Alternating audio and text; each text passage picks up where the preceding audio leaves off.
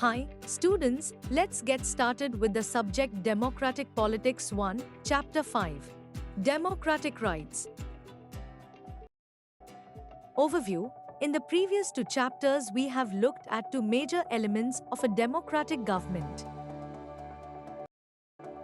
In Chapter 3, we saw how a democratic government has to be periodically elected by the people in a free and fair manner. In Chapter 4, we learned that a democracy must be based on institutions that follow certain rules and procedures. These elements are necessary but not sufficient for a democracy. Elections and institutions need to be combined with a third element, enjoyment of rights, to make a government democratic. Even the most properly elected rulers working through the established institutional process must learn not to cross some limits. Citizens' democratic rights set those limits in a democracy. This is what we take up in this final chapter of the book. We begin by discussing some real-life cases to imagine what it means to live without rights. This leads to a discussion on what we mean by rights and why do we need them. As in the previous chapters, the general discussion is followed by a focus on India. We discuss one by one the fundamental rights in the Indian Constitution. Then we turn to how these rights can be used by ordinary citizens. Who will protect and enforce them? Finally, we take a look at how the scope of rights has been expanding. 5.1 Life without rights. In this book we have mentioned rights again and again. If you remember, we have discussed rights in each of the 4 preceding chapters. Can you fill in the blanks by recalling the rights dimension in each chapter? Chapter 1, a comprehensive definition of democracy includes. Chapter 2, our constitution makers believed that fundamental rights were quite central to the constitution because. Chapter 3, every adult citizen of India has the right to and to be. Chapter 4, if a law is against the constitution, every citizen has the right to approach. Let us now begin with 3 examples of what it means to live in the absence of rights. Prison in Guantanamo Bay.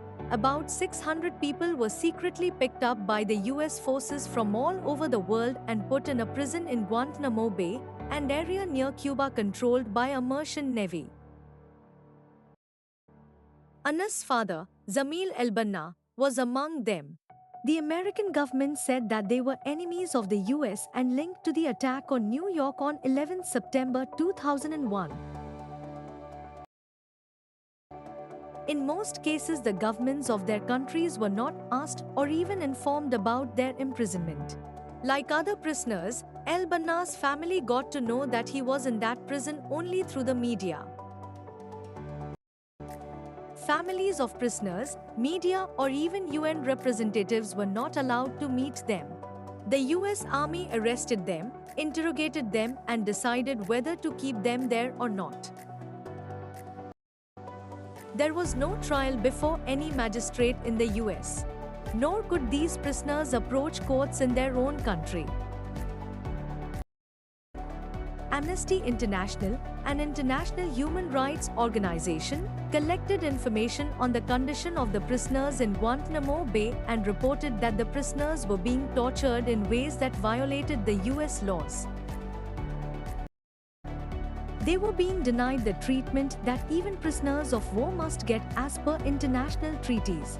Many prisoners had tried protesting against these conditions by going on a hunger strike. Prisoners were not released even after they were officially declared not guilty. An independent inquiry by the UN supported these findings. The UN Secretary General said the prison in Guantanamo Bay should be closed down. The US government refused to accept these pleas. Citizens' rights in Saudi Arabia. The case of Guantanamo Bay looks like an exception, for it involves the government of one country denying rights to citizens of another country. Let us therefore look at the case of Saudi Arabia and the position of the citizens with regard to their government. Consider these facts. The country is ruled by a hereditary king and the people have no role in electing or changing their rulers. The king selects the legislature as well as the executive. He appoints the judges and can change any of their decisions. Citizens cannot form political parties or any political organizations. Media cannot report anything that the monarch does not like. There is no freedom of religion. Every citizen is required to be Muslim. Non-Muslim residents can follow their religion in private, but not in public. Women are subjected to many public restrictions. The testimony of one man is considered equal to that of two women. This is true not just of Saudi Arabia. There are many countries in the world where several of these conditions exist. Ethnic massacre in Kosovo. You might think that this is possible in an absolute monarchy but not in countries which choose their rulers. Just consider this story from Kosovo. This was a province of Yugoslavia before its split. In this province, the population was overwhelmingly ethnic Albanian. But in the entire country, Serbs were in majority. A narrow-minded Serb nationalist Milosevic, pronounced Milosevic, had won the election. His government was very hostile to the Kosovo Albanians. He wanted the Serbs to dominate the country. Many Serb leaders thought that ethnic minorities like Albanians should either leave the country or accept the dominance of the Serbs. This is what happened to an Albanian family in a town in Kosovo in April 1999. 74-year-old Batisha Hoxha was sitting in her kitchen with her 77-year-old husband, Izet, staying warm by the stove. They had heard explosions but did not realize that Serbian troops had already entered the town. The next thing she knew, 5 or 6 soldiers had burst through the front door and were demanding, "Where are your children?" They shot Izet 3 times in the chest, recalled Batisha. With her husband dying before her, the soldiers pulled the wedding ring off her finger and told her to get out. "I was not even outside the gate when they burned the house." She was standing on the street in the rain with no house, no husband, no possessions but the clothes she was wearing. This news report was typical of what happened to thousands of Albanians in that period. Do remember that this massacre was being carried out by the army of their own country, working under the direction of a leader who came to power through democratic elections. This was one of the worst instances of killings based on ethnic prejudices in recent times. Finally, several other countries intervened to stop this massacre. Milosevic lost power and was tried by the International Court of Justice for Crimes Against Humanity. 5.2 Rights in a democracy. Think of all the examples that we have discussed so far. Think of the victims in each example: the prisoners in Guantanamo Bay, women in Saudi Arabia, Albanians in Kosovo. If you were in their position, what would you have wished?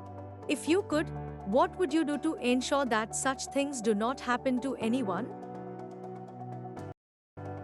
You would perhaps desire a system where security, dignity, and fair play are assured to everyone. You might want, for example, that no one should be arrested without proper reason and information. And if someone is arrested, he or she should have a fair chance to defend themselves. You might agree that such assurance cannot apply to everything. One has to be reasonable in what one expects and demands of everyone else, for one has to grant the same to everyone. But you might insist that the assurance does not remain on paper, that there is someone to enforce these assurances, that those who violate these are punished. In other words, you might want a system where at least a minimum is guaranteed to everyone, powerful or weak, rich or poor, majority or minority. This is the spirit behind thinking about rights. What are rights? Rights are claims of a person over other fellow beings, over the society and over the government. All of us want to live happily, without fear and without being subjected to degraded treatment. For this, we expect others to behave in such a way that does not harm us or hurt us. Equally, our actions should not also harm or hurt others. So a right is possible when you make a claim that is equally possible for others. You cannot have a right that harms or hurts others. You cannot have a right to play a game in such a way that it breaks the neighbor's window. The Serbs in Yugoslavia could not have claimed the whole country for themselves. The claims we make should be reasonable. They should be such that can be made available to others in an equal measure. Thus, a right comes with an obligation to respect other rights. Just because we claim something, it does not become our right. It has to be recognized by the society we live in. Rights acquire meaning only in society. Every society makes certain rules to regulate our conduct. They tell us what is right and what is wrong. What is recognized by the society as rightful becomes the basis of rights. That is why the notion of rights changes from time to time and society to society. 200 years ago, anyone who said that women should have right to vote would have sounded strange. Today, not granting them vote in Saudi Arabia appears strange. When the socially recognized claims are written into law, they acquire real force. Otherwise, they remain merely as natural or moral rights. The prisoners in Guantanamo Bay had a moral claim not to be tortured or humiliated. But they could not go to anyone to enforce this claim. When law recognizes some claims, they become enforceable. We can then demand their application. When fellow citizens or the government do not respect these rights, we call it violation or infringement of our rights.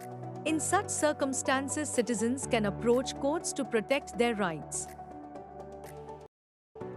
So, if we want to call any claim a right, it has to have these three qualities. Rights are reasonable claims of persons recognized by society and sanctioned by law. Why do we need rights in a democracy? Rights are necessary for the very sustenance of a democracy. In a democracy, every citizen has to have the right to vote and the right to be elected to government. For democratic elections to take place, it is necessary that citizens should have the right to express their opinion, form political parties and take part in political activities. Rights also perform a very special role in a democracy. Rights protect minorities from the oppression of majority. They ensure that the majority cannot do whatever it likes. Rights are guarantees which can be used when things go wrong. Things may go wrong when some citizens may wish to take away the rights of others. This usually happens when those in majority want to dominate those in minority. The government should protect the citizens' rights in such a situation. But sometimes elected governments may not protect or may even attack the rights of their own citizens. That is why some rights need to be placed higher than the government so that the government cannot violate them. In most democracies, the basic rights of the citizen are written down in the Constitution. 5.3 Rights in the Indian Constitution. In India, like most other democracies in the world, these rights are mentioned in the Constitution. Some rights which are fundamental to our life are given a special status. They are called fundamental rights. We have already read in chapter 2 the preamble to our Constitution. It talks about securing for all its citizens equality, liberty and justice. Fundamental rights put this promise into effect. They are an important basic feature of India's constitution. You already know our constitution provides for 6 fundamental rights. Can you recall these? What exactly do these rights mean for an ordinary citizen? Let us look at these one by one. Right to equality. The Constitution says that the government shall not deny to any person in India equality before the law or the equal protection of the laws. It means that the laws apply in the same manner to all, regardless of a person's status. This is called the rule of law. Rule of law is the foundation of any democracy. It means that no person is above the law. There cannot be any distinction between a political leader, government official, and an ordinary citizen. Every citizen, from the Prime Minister to a small farmer in a remote village, is subjected to the same laws. No person can legally claim any special treatment or privilege just because he or she happens to be an important person. For example, a few years ago, a former Prime Minister of the country faced a court case on charges of cheating. The court finally declared that he was not guilty. But as long as the case continued, he had to go to the court, give evidence and file papers, just like any other citizen. This basic position is further clarified in the Constitution by spelling out some implications of the right to equality. The government shall not discriminate against any citizen on grounds only of religion, race, caste, sex, or place of birth. Every citizen shall have access to public places like shops, restaurants, hotels, and cinema halls. Similarly, there shall be no restriction with regard to the use of wells, tanks, bathing ghats, roads, playgrounds and places of public resorts maintained by government or dedicated to the use of general public. This might appear very obvious, but it was necessary to incorporate these rights in the constitution of our country where the traditional caste system did not allow people from some communities to access all public places. The same principle applies to public jobs. All citizens have equality of opportunity in matters relating to employment or appointment to any position in the government. No citizen shall be discriminated against or made ineligible for employment on the grounds mentioned above. You have read in Chapter 4 that the Government of India has provided reservations for scheduled castes, scheduled tribes, and other backward classes. Various governments have different schemes for giving preference to women, poor, or physically handicapped in some kinds of jobs. Are these reservations against the right to equality? They are not. For equality does not mean giving everyone the same treatment, no matter what they need. Equality means giving everyone an equal opportunity to achieve whatever one is capable of. Sometimes it is necessary to give special treatment to someone in order to ensure equal opportunity. This is what job reservations do. Just to clarify this, the Constitution says that reservations of this kind are not a violation of the right to equality. The principle of non-discrimination extends to social life as well. The Constitution mentions one extreme form of social discrimination, the practice of untouchability, and clearly directs the government to put an end to it. The practice of untouchability has been forbidden in any form. Untouchability here does not only mean refusal to touch people belonging to certain castes. It refers to any belief or social practice which looks down upon people on account of their birth with certain caste labels. Such practice denies them interaction with others or access to public places as equal citizens. So the Constitution made untouchability a punishable offense. Many forms of untouchability. In 1999, P. Sainath wrote a series of news reports in the Hindu describing untouchability and caste discrimination that was still being practiced against Dalits or persons belonging to scheduled castes. He travelled to various parts of the country and found that in many places, tea stalls kept two kinds of cups, one for Dalits, one for others. Barbers refused to serve Dalit clients. Dalit students were made to sit separately in the classroom or drink water from separate pitcher. Dalit grooms were not allowed to ride a horse in the wedding procession, and Dalits were not allowed to use common hand pump, or if they did, the hand pump was washed to purify it. All these fall under the definition of untouchability. Can you think of some examples from your own area? Right to freedom. Freedom means absence of constraints. In practical life, it means absence of interference in our affairs by others, be it other individuals or the government. We want to live in society, but we want to be free. We want to do things in the way we want to do them. Others should not dictate us what we should do. So, under the Indian Constitution, all citizens have the right to freedom of speech and expression. Assembly in a peaceful manner, form associations and unions, move freely throughout the country, reside in any part of the country, and practice any profession, or to carry on any occupation, trade or business. You should remember that every citizen has the right to all these freedoms.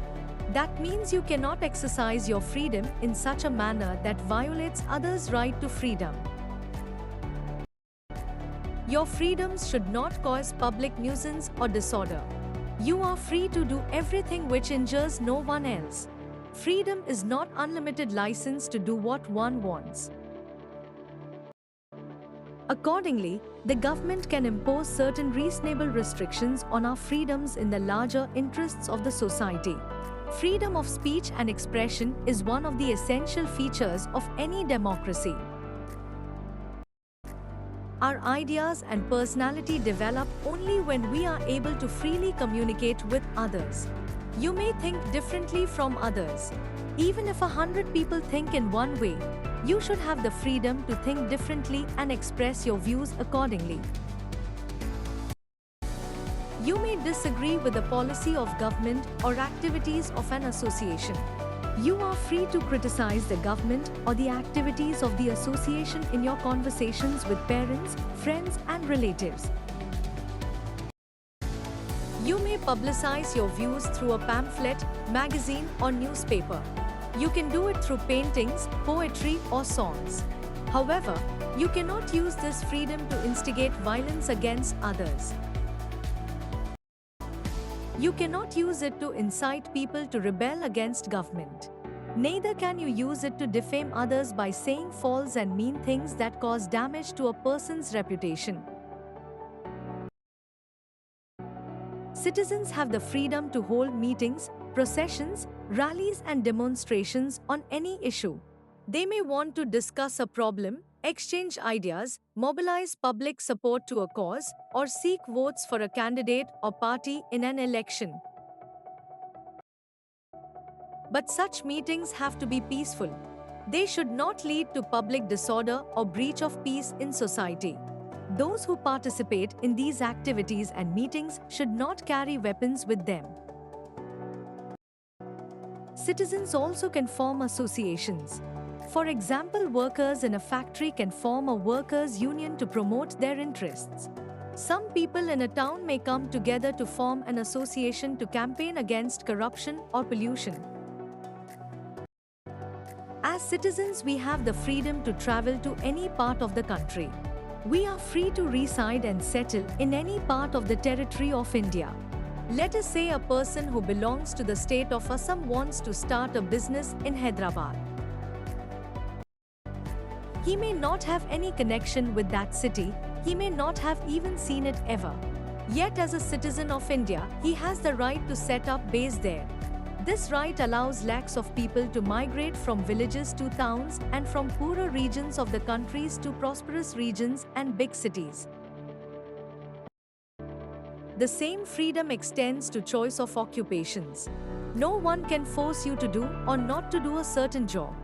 Women cannot be told that some kinds of occupations are not for them. People from deprived castes cannot be kept to their traditional occupations.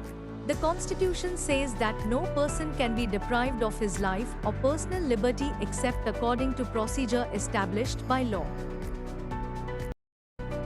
It means that no person can be killed unless the court has ordered a death sentence. It also means that a government or police officer cannot arrest or detain any citizen unless he has proper legal justification. Even when they do, they have to follow some procedures. A person who is arrested and detained in custody will have to be informed of the reasons for such arrest and detention. A person who is arrested and detained shall be produced before the nearest magistrate within a period of 24 hours of arrest. Such a person has the right to consult a lawyer or engage a lawyer for his defense. Let us recall the cases of Guantanamo Bay and Kosovo. The victims in both these cases faced a threat to the most basic of all liberties, the protection of individual life and personal liberty. Right against exploitation. Once the right to liberty and equality is granted, it follows that every citizen has a right not to be exploited. Yet the Constitution makers thought it was necessary to write down certain clear provisions to prevent exploitation of the weaker sections of the society. The Constitution mentions 3 specific evils and declares these illegal. First, the Constitution prohibits traffic in human beings. Traffic here means selling and buying of human beings, usually women, for immoral purposes. Second, our Constitution also prohibits forced labor or begar in any form. Begar is a practice where the worker is forced to render service to the master free of charge or at a nominal remuneration. When this practice takes place on a lifelong basis, it is called the practice of bonded labor. Finally, the Constitution also prohibits child labor. No one can employ a child below the age of 14 to work in any factory or mine or in any other hazardous work, such as railways and ports. Using this as a basis, many laws have been made to prohibit children from working in industries such as beedi making, firecrackers and matches, printing and dyeing. Right to freedom of religion. Right to freedom includes right to freedom of religion as well.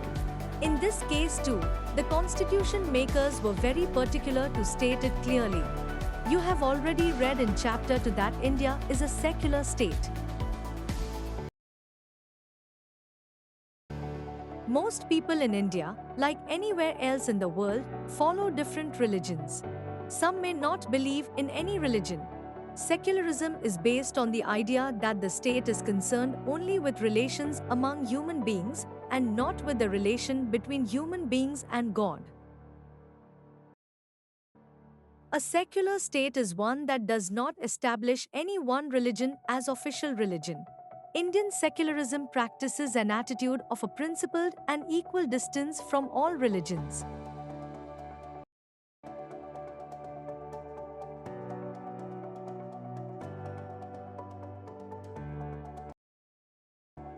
The state has to be neutral and impartial in dealing with all religions. Every person has a right to profess, practice and propagate the religion he or she believes in. Every religious group or sect is free to manage its religious affairs.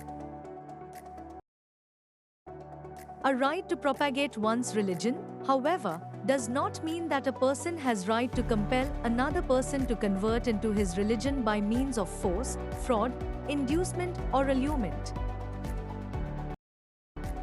Of course, a person is free to change religion on his or her own will. Freedom to practice religion does not mean that a person can do whatever he wants in the name of religion. For example, one cannot sacrifice animals or human beings as offerings to supernatural forces or gods. Religious practices which treat women as inferior or those that infringe women's freedom are not allowed. For example, one cannot force a widow to shave head or wear white clothes. A secular state is one that does not confer any privilege or favor on any particular religion. Nor does it punish or discriminate against people on the basis of religion they follow. Thus, the government cannot compel any person to pay any taxes for the promotion or maintenance of any particular religion or religious institution. There shall be no religious instruction in the government educational institutions. In educational institutions managed by private bodies, no person shall be compelled to take part in any religious instruction or to attend any religious worship. Cultural and educational rights. You might wonder why the constitution makers were so particular in providing written guarantees of the rights of the minorities. Why are there no special guarantees for the majority? Well, for the simple reason that the working of democracy gives power to the majority. It is the language, culture and religion of minorities that needs special protection. Otherwise, they may get neglected or undermined under the impact of the language, religion and culture of the majority. That is why the Constitution specifies the cultural and educational rights of the minorities. Any section of citizens with a distinct language or culture have a right to conserve it.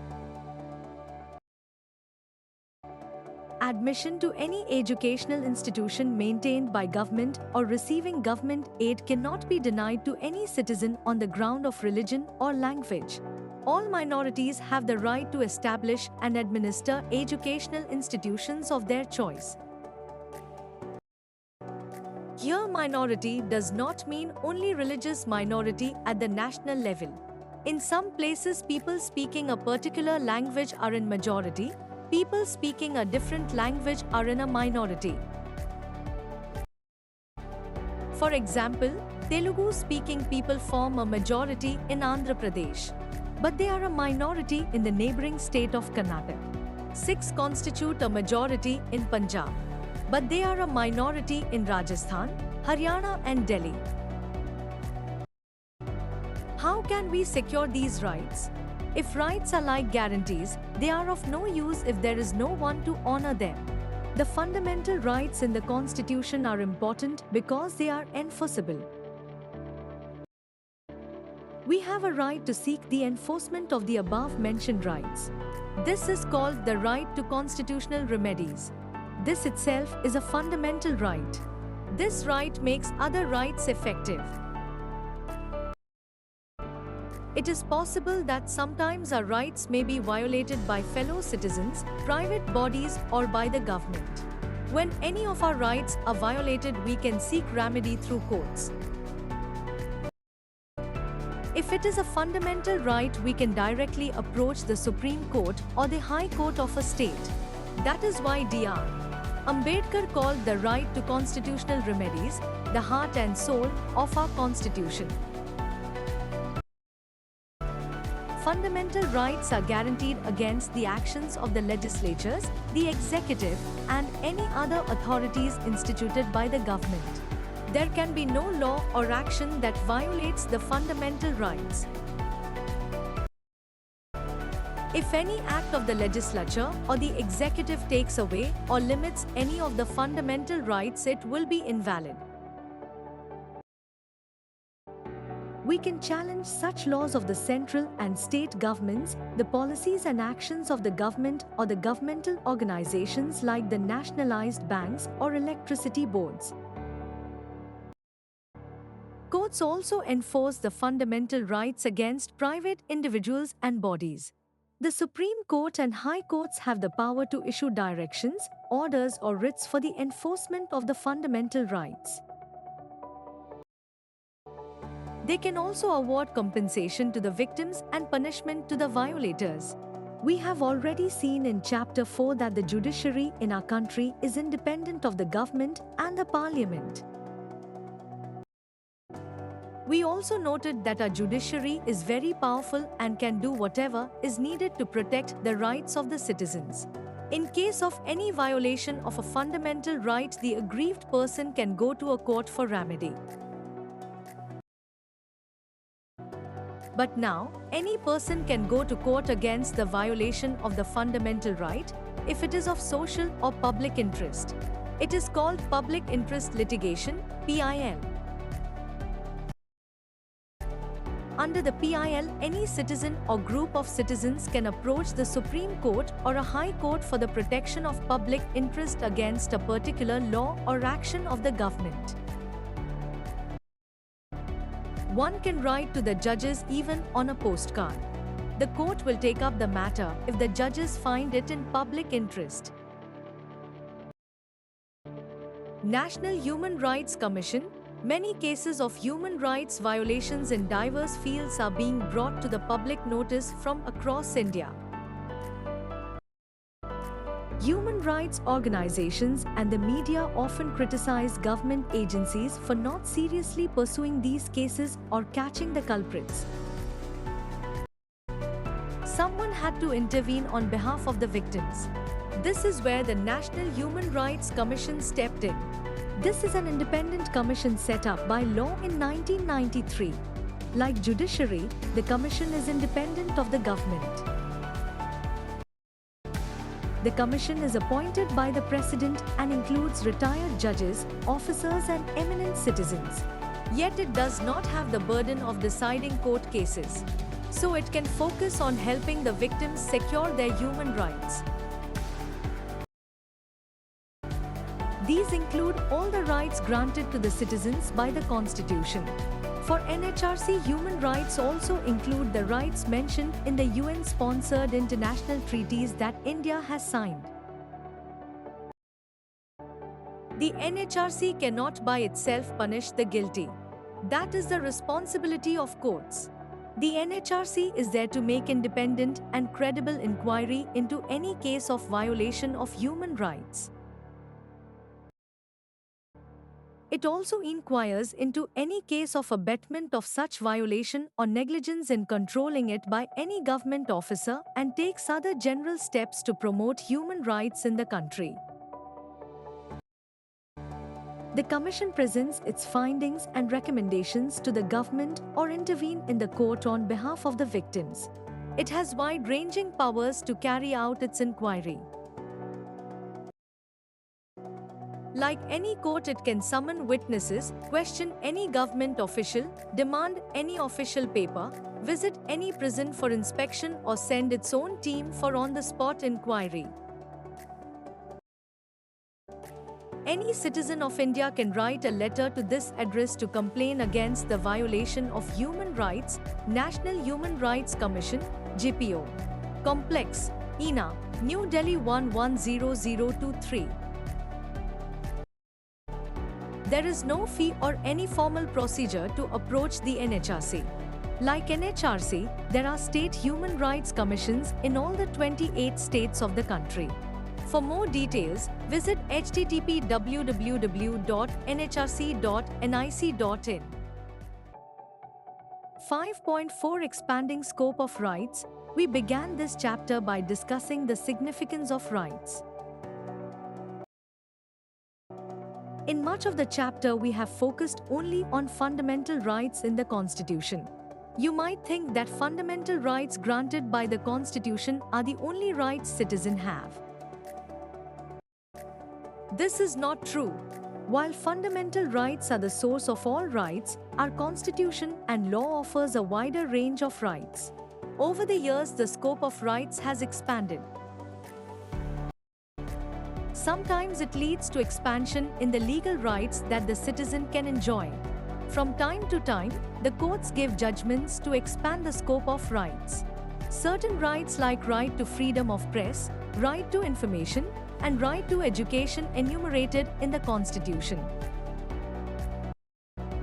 Constitution provides many more rights, which may not be fundamental rights. For example, the right to property is not a fundamental right, but it is a constitutional right. Right to vote in elections is an important constitutional right. Sometimes the expansion takes place in what is called human rights. These are universal moral claims that may or may not have been recognized by law. In that sense, these claims are not rights going by the definition that we presented earlier. With the expansion of democracy all over the world, there is greater pressure on governments to accept these claims. Some international covenants have also contributed to the expansion of rights. Thus, the scope of rights has been expanding and new rights are evolving over time. They are a result of struggle of the people. New rights emerge as societies develop or as new constitutions are made. The Constitution of South Africa guarantees its citizens several kinds of new rights. Right to privacy, so that citizens or their home cannot be searched, their phones cannot be tapped, their communication cannot be open. Right to an environment that is not harmful to their health or well-being. Right to have access to adequate housing. Right to have access to health care services, sufficient food and water. No one may be refused emergency medical treatment. Many people think that the right to work, right to health, right to minimum livelihood and right to privacy should be made fundamental rights in India as well. What do you think? Many people think that the right to work, right to health, right to minimum livelihood and right to privacy should be made fundamental rights in India as well. What do you think? International Covenant on Economic, Social and Cultural Rights. This international covenant recognizes many rights that are not directly a part of the fundamental rights in the Indian Constitution. This has not yet become an international treaty. But human rights activists all over the world see this as a standard of human rights. These include right to work, opportunity to everyone to earn livelihood by working, right to safe and healthy working conditions, fair wages that can provide decent standard of living for the workers and their families, right to adequate standard of living including adequate food, clothing and housing, right to social security and insurance, right to health, medical care during illness, special care for women during childbirth and prevention of epidemics, right to education, free and compulsory primary education, equal access to higher education. Thanks for watching.